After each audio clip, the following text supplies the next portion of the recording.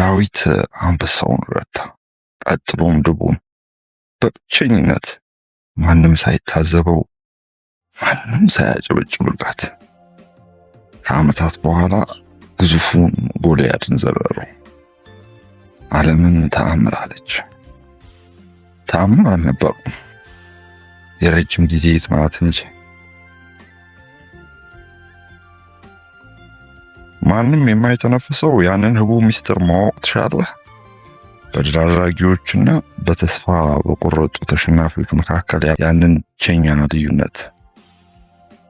ትልቅ ህልም አይደለም፣ ግዙፍ ግብም አይደለም፣ የተፈጥሮ ክህሎት እንኳን ይሆን አይደለም። አብዛኛው ሰው ረቃበት ከቶ የማያስተውላት እጅግ ትንሿ አድራጎት ነው። ከ3000 ዓመታት በፊት 3 ታላላቅ ሰዎች ይህን ሚስጥር አስተዋሉ። ሙሴ 40 ዓመት በበረሃ አሳለፈ፣ ውድቀት ሳይሆን ለተልእኮ በመዘጋጀት። ዮሴፍ 13 ዓመታትን በጨለማ እስር ቤት አሳለፈ፣ ጊዜ ለመግደል ሳይሆን ሰብዕናውን ለማነጽ። ዳዊት በጎችን ይጠብቅ ነበር፣ ማንም የማይቆጥረው ማንም የማያየው ታማኝነት።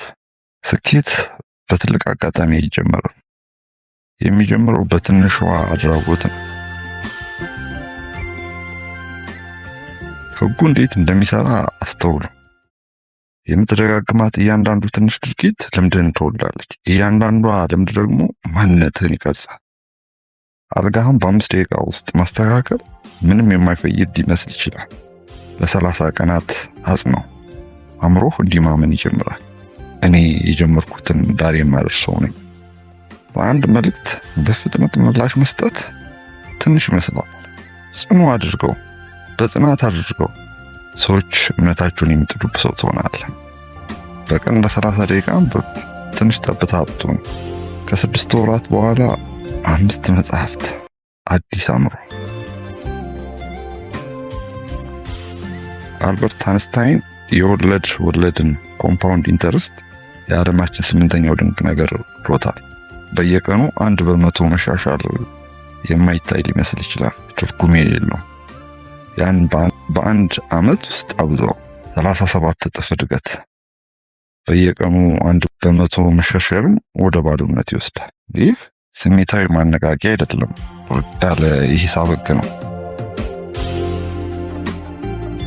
በስራ ቦታ ትናንሽ ስራዎችን በጥራት የሚያጠናቅቀው ሰው ትልቁን እድገት ይጨብጣል። በግንኙነት ትናንሽ ቃላቱን የሚጠብቀው ሰው በትልልቆች ነገሮች ይታመናል። በትምህርት በየቀኑ ጥረት የሚያደርግ ተማሪ ስኬትን ይጎናጸፋል። በንግድ በየቀኑ በጽናት የሚገኘው ሰው ግዛቱን ይገነባል። ጽኑ ሰብዕና በችግር ማዕበል ውስጥ አይገነባም፣ ማንም በማያይበት የጸጥታ ጊዜ እንጂ። ዳዊት ዘውድ ጭኖ አልተወለደም። በበረሃ ውስጥ ከበጎች ጋር የተረሳ ልጅ ነበር። አንበሳው መጣ፣ ታገለው። ድብ መጣ፣ ገደለው። የከበበው ህዝብ አልነበረም፣ ካሜራ አልነበረም። ስለዚህ በመጨረሻ በጎልያድ ፊት ሲቆም ዳዊት ቀድሞውኑ ዝግጁ ነበረ። ግዙፉ ሰው እሱ ቀድሞውኑ ማን እንደሆነ ማረጋገጫ ብቻ ነው። ዮሴፍ ባልሰራው ጥፋት ወደ ጨለማ እስር ቤት ተወረወረ። በመራራነት መኮራመድ ይችል ነበረ። ይልቁንም ማንም በማያየው ጨለማ ውስጥ እንኳን ታማኝ ሆኖ ቀጠለ። የእስር ቤቱ ጠባቂ አስተዋል።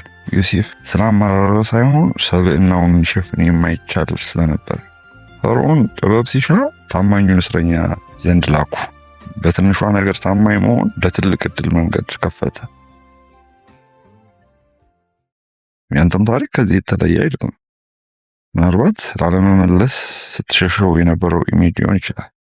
ያልጠበቅከው ቃል ኪዳን፣ ማንም በማያይበት ጊዜ የታመንከው ተግባር።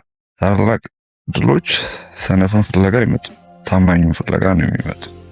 ታማኝነት ደግሞ በብርሃን መድረክ ላይ አይገነባም፣ ከራስ በቀር ማንም በማያይበት በትንሹ አጋጣሚ ውስጥ እንጂ።